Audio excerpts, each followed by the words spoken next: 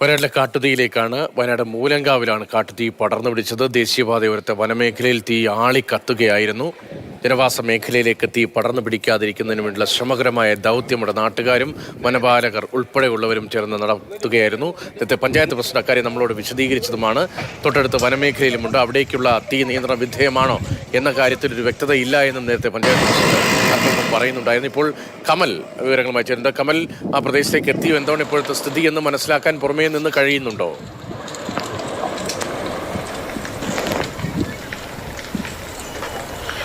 രതീഷ്, ഞാൻ അല്പം മുമ്പാണ് ഈ സ്ഥലത്തേക്ക് എത്തിയത്. ഇവിടെ ഇപ്പോൾ ഒറ്റപ്പെട്ട സ്ഥലങ്ങളിൽ ഈ ഉണങ്ങിയ മുളങ്കൂട്ടമൊക്കെ കത്തുന്നുണ്ട്. നമ്മൾ കാണുന്നത് അത്തരത്തിലുള്ളൊരു തീയാണ്.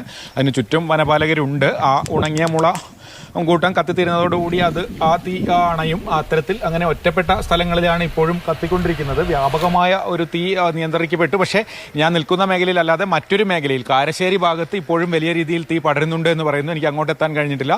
ഇപ്പോൾ ഞാൻ നിൽക്കുന്നത് ഈ ഓടപ്പള്ളം 7 ഏക്കർ എന്ന് പറയുന്ന സ്ഥലത്താണ്. മൂലങ്കാവിൽ നിന്ന് ഓടപ്പള്ളത്തേക്ക് വരുന്ന ഭാഗത്ത്.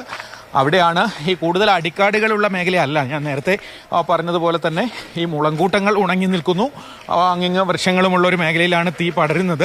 വനംവകുപ്പ് എല്ലാ ശ്രമങ്ങളും നടത്തുന്നുണ്ട്. മറ്റൊരു ഭാഗത്ത് ഫയർഫോഴ്സും തീ അണയ്ക്കാനുള്ള ശ്രമങ്ങൾ തുടരുന്നുണ്ട്. എങ്കിലും നേരത്തെ നമ്മൾ ആദ്യത്തെ ദൃശ്യങ്ങളിൽ കണ്ടതിൽ നിന്നും കുറച്ചൊക്കെ തീ നിയന്ത്രണ വിധേയമാക്കാൻ കഴിഞ്ഞിട്ടുണ്ട്. പക്ഷേ ഇപ്പോഴും ഈ നമുക്ക് ദൃശ്യങ്ങളിൽ കാണുന്നത് ഈ ഉണങ്ങിയ മുളങ്കൂട്ടങ്ങളും ഉണങ്ങിയ കാടൊക്കെ കത്തുന്നതാണ്. കൂടുതലും മുളങ്കൂട്ടങ്ങളാണ് ഉണങ്ങി നിൽക്കുന്നത്. ആ മുളങ്കൂട്ടങ്ങൾക്ക് തീ പിടിക്കുന്നതാണ്. അതിന്റെ ചുറ്റും വനം വാച്ചർമാർ നിൽക്കുന്നത് നമുക്ക് കാണാം. ഒരു കിടങ്ങിനിപ്പുറത്താണ് ഞാൻ നിൽക്കുന്നത്. ആദ്യം തീ പടർന്നു എന്ന് പറയപ്പെടുന്ന സ്ഥലത്ത് നിന്ന് ഇവിടേക്ക് എത്ര ദൂരം ഉണ്ടാവും? വലിയ ദൂരമുണ്ടോ? വലിയൊരു മേഖലയാകെ, വനമേഖലയാകെ കത്തിയെന്ന് കരുതേണ്ടതുണ്ടോ? അതോ ചെറിയൊരു സ്ഥലത്താണോ ഈ തീ? നമുക്ക് ഈ വനമേഖലയുടെ ഒരു ദൂരപരിധിയോ വിസ്തൃതിയോ നമുക്ക് പെട്ടെന്ന് പറയാനാകില്ല.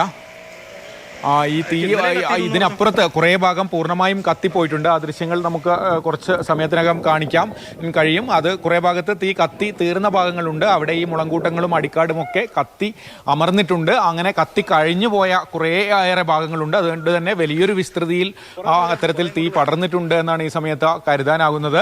അത്തരത്തിൽ എത്ര ഭാഗത്ത് തീ എന്നത് വനംവകുപ്പിൽ നിന്ന് തന്നെ ഒരു വിവരം ലഭിക്കേണ്ടി വരും. കാരണം നമ്മൾ നിൽക്കുന്ന ഭാഗത്തല്ലാതെ മറ്റു ഭാഗങ്ങളിലും ഇപ്പോഴും കത്തുന്നുണ്ട് എന്നാണ് ആളുകൾ പറയുന്നത്. ചേട്ടൻ ഇവിടെ അടുത്ത് താമസിക്കുന്നതാണോ? ഇത് എപ്പോഴാണ് ഇങ്ങനെ ഒരു തീ കണ്ടു തുടങ്ങിയത്?